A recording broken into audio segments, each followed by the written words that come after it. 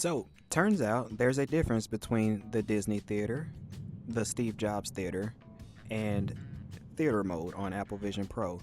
And I just figured out the third one, which is Theater Mode. So, in order to get to it, you go to Apple TV app. In order for me to record this, it has to be a trailer. So, I'll do Killers of the Flower Moon trailer number 1.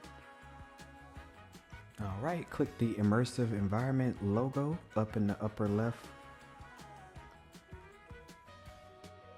And I can choose to do light or dark in the current environment that I'm in, which is White Sands, or I can click on the cinema environment. And it puts me in a theater. Now, this is the only environment where you can actually change your positioning.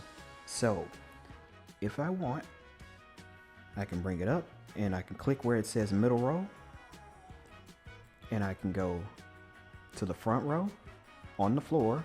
I can go to the middle on the floor or the back on the floor. In addition to that, I can go up to the balcony and be in the back or in the middle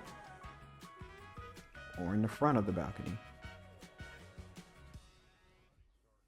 So cool.